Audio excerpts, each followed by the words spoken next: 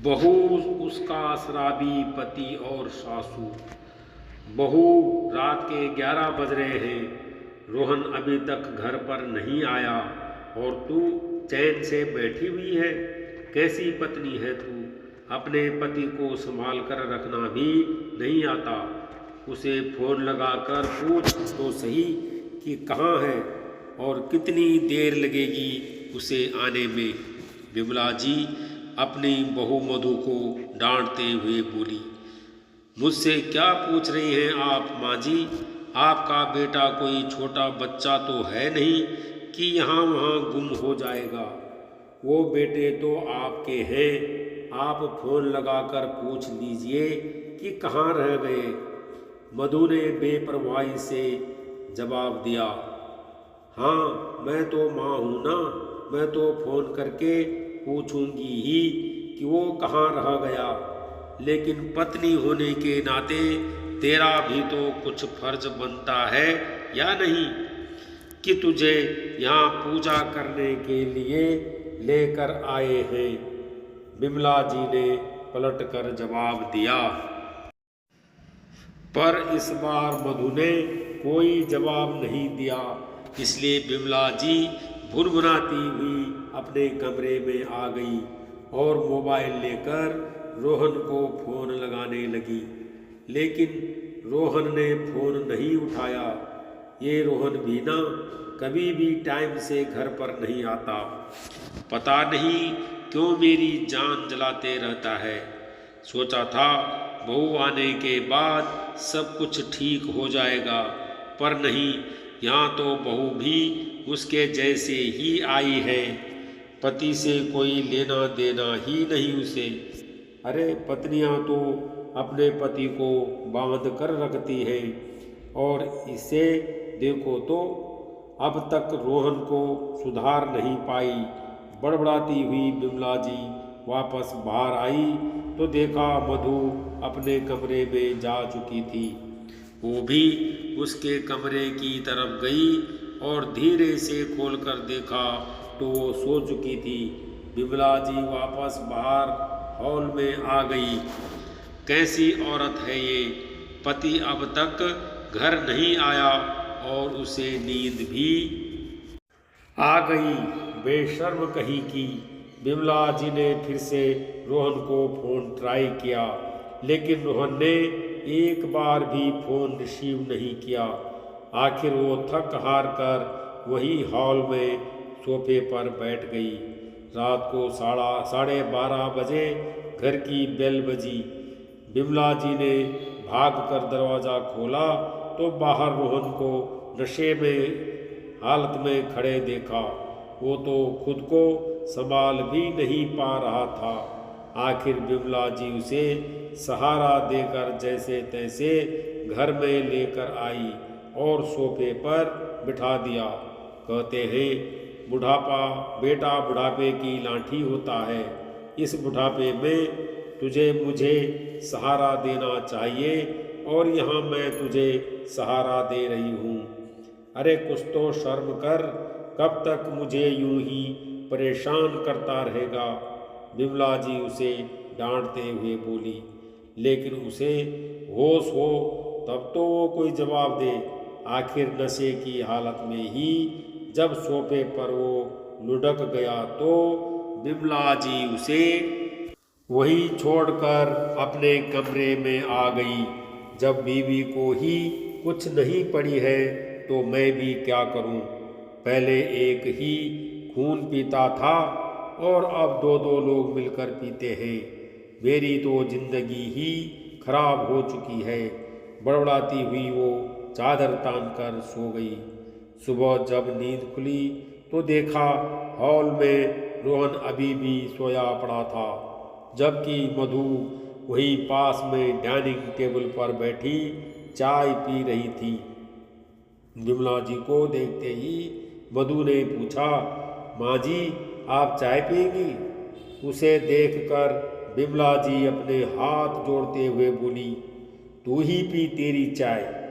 पति यहाँ नशे में पड़ा हुआ है, लोगों का तो खाना पीना दुश्वार हो जाता है, पर तेरे हलक से कैसे उतर रही है ये चाय।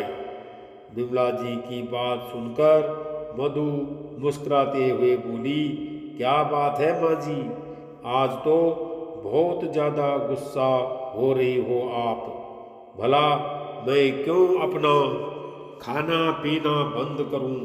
आपका बेटा इतने सालों से बिगड़ा हुआ था, आपने तो खाना पीना बंद नहीं किया, तो मुझसे उम्मीद क्यों कर रही हो? मधु की बात सुनकर बिमला जी गुस्से से उसे घूरने लगी। उन्हें अपनी तरफ देखता देख कर मधु बोली, माँ जी थोड़ी शांति बनाई रखिए, कहीं बीपी ना हाई हो जाए। मैंने नाश्ता तैयार कर दिया है और दोपहर का खाना भी बना कर रख चुकी हूँ। अभी शांति आ जाएगी साफ सफाई करने के लिए, तो आप उससे साफ सफाई करवा लेना और मैं जा रही हूँ अपने मायके अपनी माँ से मिलने के लिए। शाम तक वापस आ जाऊंगी। शाम को भी क्यों वापस आती है, वहीं रह जाना। वैसे भी तेरा इस घर में होना नहीं होना एक ही बराबर है। जो अपने पति को संभाल नहीं सकती वो मेरा घर क्या संभालेगी। क्या बात कर रहे हो आप भी माँ जी।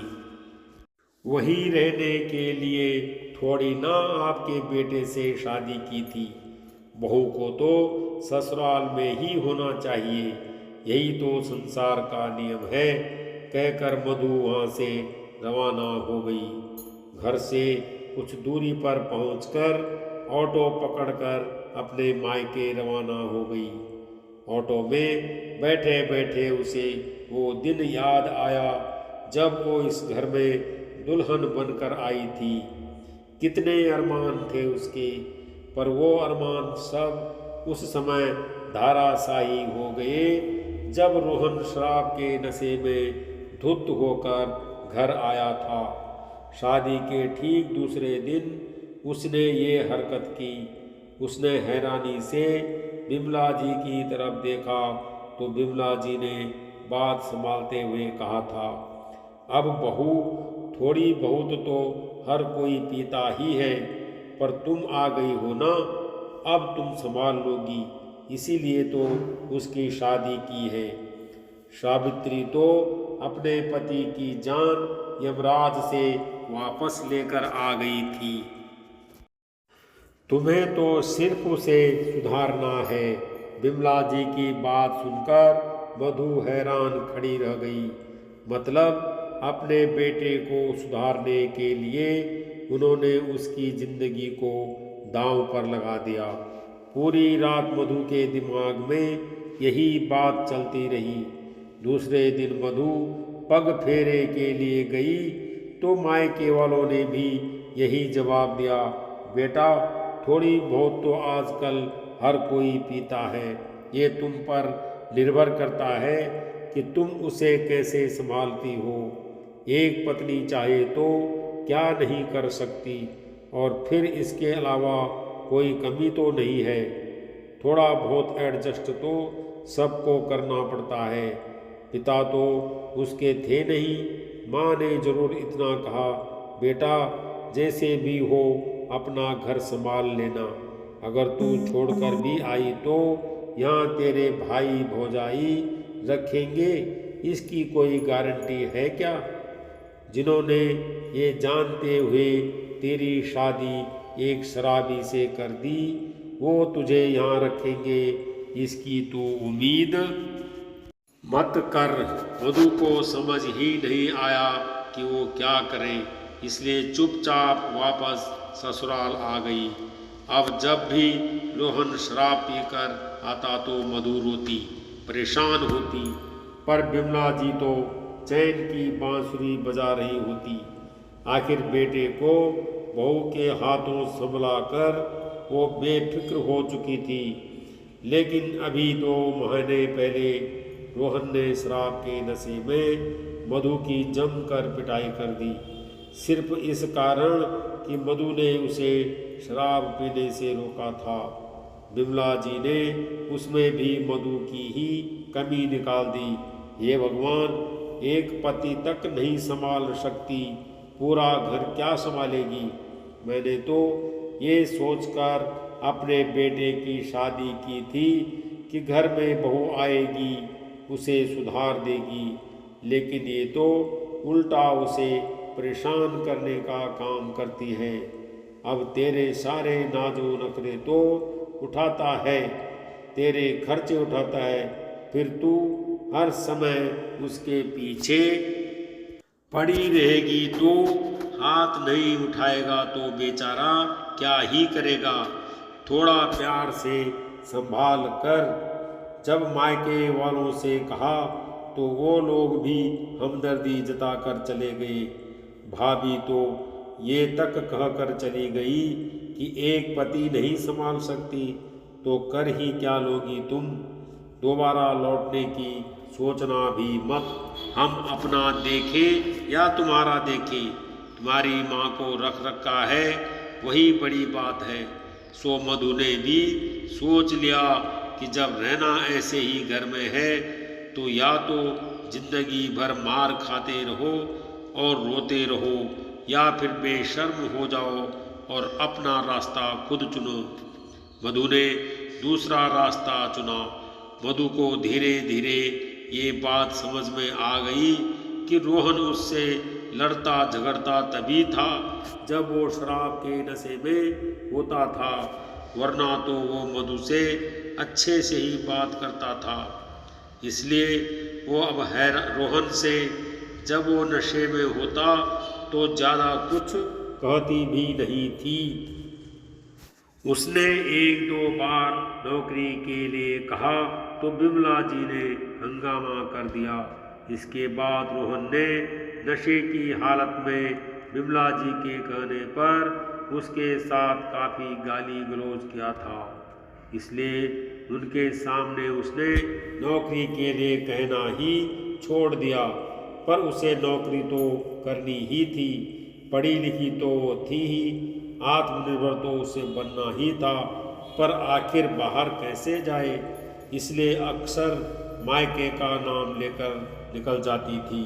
अभी एक सप्ताह पहले इंटरव्यू देकर आई थी, वहाँ से कॉल आया था तो आज वही जा रही थी।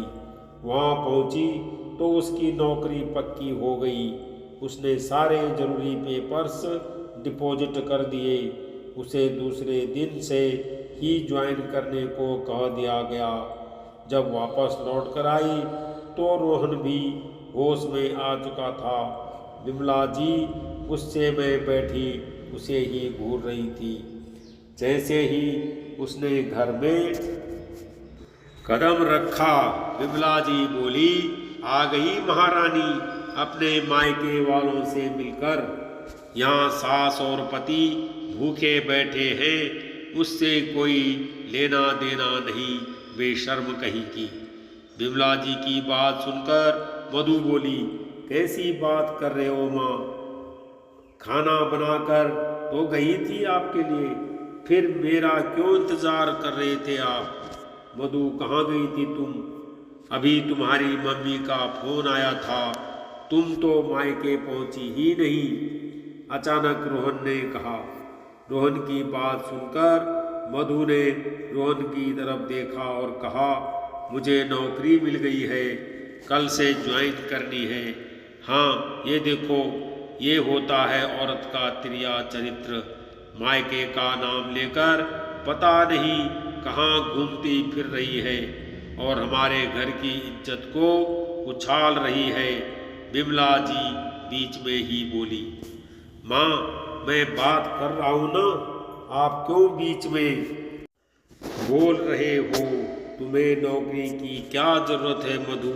तुम्हारी सारी ज़रूरत तो पूरी कर रहा हूँ। रोहन ने शांतिपूर्वक मधु से पूछा। तब मधु ने कहा, मुझे मेरे मायके का कोई संबल नहीं है, मुझे अपना संबल खुद बनना है, इसलिए मैं नौकरी ज्वाइन कर रही हूँ। मैं इसलिए नौकरी ज्वाइन कर रही हूँ ताकि मैं अपने अंदर इतनी हिम्मत जुटा सकूँ कि मैं आपके सामने खड़े होकर ये कह सकूं कि आप शराब छोड़ रहे हो या मुझे। उसकी बात सुनकर रोहन सकते में आ गया, जबकि बिमला जी अपना माथा पीटती हुई बोली, हाय राम, पति को छोड़ने की बात कर रही है बेशर्म। अपना घर अपने हाथों ही तोड़ रही है। ऐसा नहीं कि पति को सुधारने की कोशिश करे, बल्कि जो है उसे भी बिगाड़ रही है।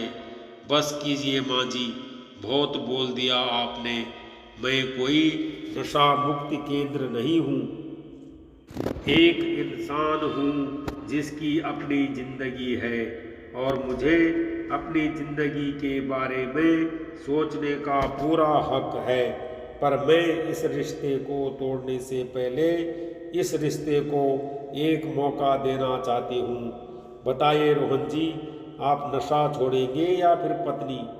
रोहन काफ़ी देर तक मौन रहा, फिर कुछ सोच समझकर बोला, ठीक है, जब तुम इस रिश्ते को एक मौका देना चाहती हो तो मैं ये मौका लूँगा। कब ज्वाइन करना है तुम्हारा नशा मुक्ति केंद्र? उसकी बात सुनकर जहाँ मधु के चेहरे पर मुस्कुराहट आ गई, वहीं बिमला जी बिल्कुल हैरान खड़ी रह गई। उनकी आंखों में से आंसू निकल आए। आखिर इतनी कोशिश जो काम बिमला जी नहीं कर पाई वो मधु ने कर दिया। दूसरे दिन ही रोहन ने नशा मुक्ति केंद्र ज्वाइन कर लिया और कुछ महीनों मशक्क़त के बाद उसमें वाकई परिवर्तन हुआ। उसने शराब पीना छोड़ दिया और आज बिमला जी अपनी उसी बेशर्म बहू की नज़र उतारती नहीं थकती।